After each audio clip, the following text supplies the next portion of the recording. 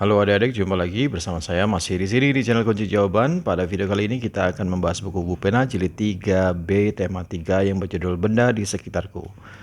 Untuk mempersingkat waktu silakan dibuka bukunya halaman 3 adik-adik. Di halaman 3 ini ada ayo berlatih bahasa Indonesia. Silakan adik-adik baca dulu sebuah teks yang berjudul Benda-benda di sekitar kita. Kemudian di baliknya ada pertanyaannya. Nomor 1, apa saja benda-benda yang terdapat di sekitar kita? Jawabnya meja, kursi, lemari, kotak, pensil, tas, buku, dan lain-lain. Nomor 2, bagaimana pengelompokan benda-benda di sekitar kita? Jawabnya benda dikelompokkan berdasarkan bentuk, ukuran, dan warna. Nomor 3, sebutkan contoh benda-benda berdasarkan pengelompokannya. Benda berbentuk bulat, pengelompokan sesuai dengan bentuknya ya adik-adik ya. Contoh bentuk bulat, yaitu bola. Benda berukuran, ini berdasarkan ukurannya. Contoh berukuran kecil, yaitu kancing baju. Benda berwarna merah, contohnya yaitu buah stroberi. Nomor 4, tuliskan informasi yang diperoleh dari teks berdasarkan jawaban pertanyaan nomor 1, 2, dan nomor 3. Informasi yang aku peroleh adalah yang A, ada bermacam-macam benda di sekitarku seperti meja, kursi, lemari. Kemudian yang B, benda dapat dikelompokkan berdasarkan jawabnya bentuk, ukuran, dan warna. Yang C, atau nomor 3, pengelompokan benda berdasarkan titik-titik, misalnya ya ini berdasarkan bentuk, misalnya bulat, yaitu bola. Kemudian berdasarkan ukuran, contohnya ukurannya kecil, yaitu kancing baju. Dan satu lagi pengelompokan benda berdasarkan warna, contohnya buah stroberi berwarna merah. Kemudian kita menuju ke halaman 6, di sana ada ayo berlatih matematika adik-adik. Tentukan panjang benda-benda yang ada di ruang kelasmu berikut menggunakan penggaris atau meteran roll kecil. Ini jawabannya bisa jadi bervariasi adik-adik ya. Buku yang saya ukur dengan buku yang adik-adik ukur pada kenyataannya kadang-kadang bisa berbeda, entah 1 cm, entah 2 cm gitu ya. Yang pertama, sudah saya tuliskan di sini. Buku tulis 20 cm, buku pelajaran 26 cm, kalender 50 cm, D, pensil 17 cm, pulpen 14 cm, bangku 50 cm, papan tulis 200 cm, meja panjangnya adalah 100 cm, meja lebarnya adalah 50 cm, jendela 100 cm, ubin 60 cm, sapu 130 cm. Kemudian ke halaman 7 adik-adik. Nah, di sini perhatikan alat musik ritmis berikut, setelah itu kerjakan soal-soalnya. Tuliskan nama-nama alat musik tersebut beserta cara memainkannya. Yang pertama adalah tamborin, caranya dipukul. Yang gendang B dipukul juga. Yang C triangle juga dipukul. Yang D marakas digoyangkan. Nomor 2, tuliskan bunyi-bunyi yang terjadi jika alat musik berikut dimainkan pola irama 2. Dung, ting, dung, ting, dung, ting, dung, ting. Seperti itu adik-adik. Kemudian nomor 2, pola irama 4, yang ini crek, ting, ting, crek, crek, ting, ting, crek. Seperti ini adik-adik, crek, ting, ting, crek, crek, ting, ting, crek. Kemudian nomor 3, mainkan salah satu alat musik ritmis bersama dengan tepuk tangan. Bedakan antara tepuk tangan kuat dan tepuk tangan lemah. Tuliskan bunyi-bunyi yang terdengar jika kamu memainkan salah satu alat musik ritmis bersama dengan tepuk tangan. Tuliskan pada kolom yang sesuai, praktikkan bersama temanmu. Nah, ini jawabnya adalah crek, prok, prok, prok, crek, prok, prok, prok. Kemudian kita menuju ke halaman 9, ada ayo berlatih bahasa Indonesia. Dibaca dulu adik-adik teks yang berjudul benda dari kayu. Setelah itu pertanyaannya adalah, apa saja yang ingin kamu ketahui dari teks di atas? Buatlah kalimatnya tentang hal yang ingin diketahui tersebut. Saya sudah jawab di sini 3 saja ya adik-adik ya. Dari mana kayu berasal? Dari manakah kayu berasal? Apakah kelebihan kayu? Bagaimana cara mengatasi kayu yang mudah lapuk? Jika adik-adik ingin menambahkan, silakan. Kemudian nomor 2, tukarkan kalimat tanya tersebut dengan temanmu. Setelah itu tuliskan jawabannya. Di sini harusnya cuma 2, tapi saya karena baik adik-adik ya, saya kasih 3 di sini. Oke, saya jawab juga tiga-tiganya. Yang pertama adalah ini pertanyaannya dari manakah kayu berasal? Jawabnya adalah kayu berasal dari batang pohon yang ditebang. Kemudian apakah kelebihan kayu? Kelebihan kayu adalah memiliki sifat keras, kuat, mudah dibentuk, dan tahan lama.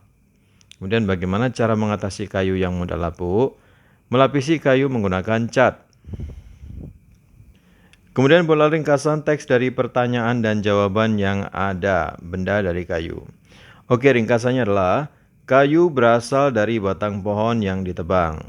Kelebihan kayu adalah memiliki sifat keras, kuat, mudah dibentuk, dan tahan lama. Kekurangan kayu adalah mudah lapuk. Untuk mengatasinya, kita lapisi kayu menggunakan cat. Di halaman 10 ada ayo berlatih PPKN nomor 1, tuliskan bunyi sila keempat Pancasila. Jawabnya adalah kerakyatan yang dipimpin oleh hikmat kebijaksanaan dalam permusyawaratan perwakilan. Nomor 2, apa lambang sila keempat Pancasila? Jawabnya adalah kepala banteng.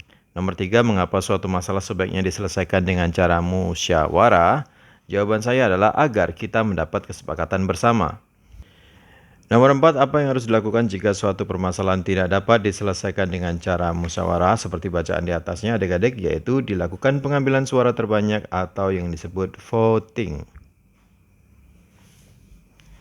Nomor 5, tuliskan 2 pengalamanmu dalam kegiatan yang menunjukkan pengamalan sila keempat Pancasila di lingkungan sekolah. Ceritakan salah satunya kepada teman sebelahmu secara bergantian. Yang pertama pengalaman saya adalah, saya, Nia, dan Tati berkumpul untuk melakukan piket kelas. Tapi sebelum mengerjakannya, kami berkumpul sebentar untuk musyawarah membagi tugas. Akhirnya kami sepakat, saya menyapu lantai, Nia mengelap jendela, dan Tati menyirami bunga di depan kelas. Pengalaman yang kedua, saya, Rudi, Tony, dan kawan-kawan sedang berkumpul untuk membicarakan hari yang baik untuk mengunjungi Ibu Tina yang sedang sakit. Setelah musyawarah, kami putuskan untuk berkunjung besok. Kemudian di halaman 11 ada ayo berlatih bahasa Indonesia. Adik-adik baca dulu teks yang berjudul benda dari kertas. Kemudian pertanyaannya nomor 1 adalah tuliskan kata-kata yang belum kamu ketahui artinya. Saya ada 3, saya tulis di sini. Ada yang pertama adalah poster, tinta, dan pulp. Nomor 2, carilah kata-kata tersebut artinya di Kamus Besar Bahasa Indonesia. Kemudian tuliskan arti kata baru yang kamu peroleh dari teks. Tuliskan arti kata baru yang kamu peroleh dari teks. Oke, yang pertama poster artinya plakat yang dipasang di tempat umum. Menurut KBBI, tinta artinya barang cair yang berwarna untuk menulis. Menurut KBBI, pulp artinya potongan kayu yang dipanaskan menjadi seperti bubur. Kemudian di halaman 15 ada kinerja produk keterampilan yang mungkin saya bisa bantu adik-adik, yaitu yang A, B, C, D. Yang A, proses, menurut KBBI artinya urutan perubahan dalam perkembangan sesuatu. Daur ulang artinya pemrosesan kembali bahan yang pernah dipakai. Yang C, sampah, artinya benda yang dibuang karena tidak terpakai lagi. Yang D, plastik, artinya bahan sintetis yang memiliki bermacam warna.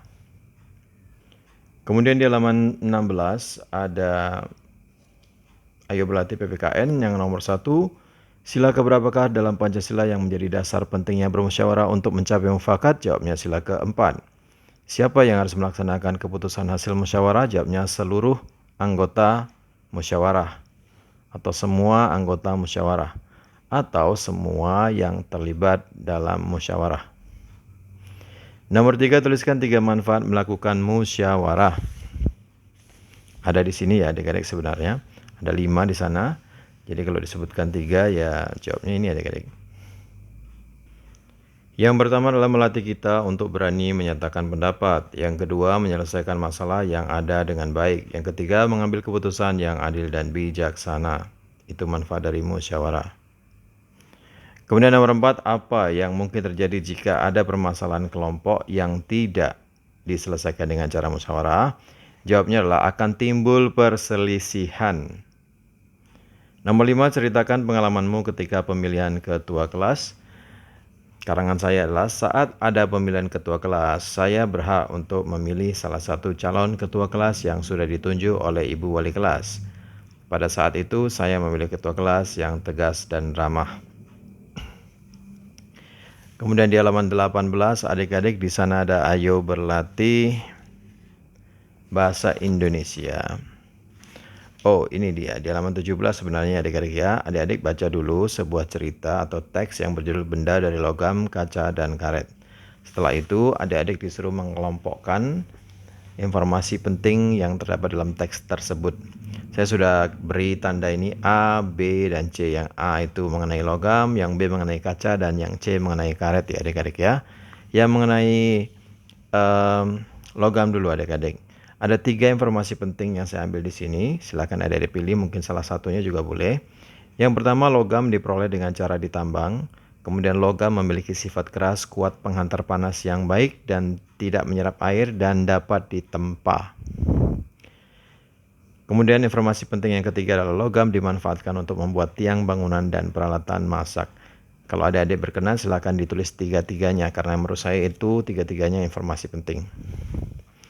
Kemudian yang B, kaca terbuat dari bahan pasir kaca atau pasir silika. Kemudian informasi penting yang kedua, kaca memiliki sifat kedap air, tembus cahaya, dan mudah pecah. Informasi penting yang ketiga tentang kaca adalah kaca dimanfaatkan untuk membuat jendela dan peralatan rumah tangga. Yang C mengenai karet, informasi pentingnya adalah karet terbuat dari getah pohon karet. Informasi penting yang kedua, karet bersifat lentur, kuat, tidak menghantarkan panas. Informasi penting yang ketiga, karet digunakan untuk membuat sandal, sepatu, ban, dan bola. Kemudian di halaman 19 di sana ada ayo berlatih PPKN adik-adik. Nomor 1, langsung saja ya, adik-adik baca dulu ini sebuah percakapan di sini. Nomor 1, apakah perilaku yang ditunjukkan pada gambar merupakan perilaku yang tepat dalam bermusyawarah? Jawabnya adalah ya, benar.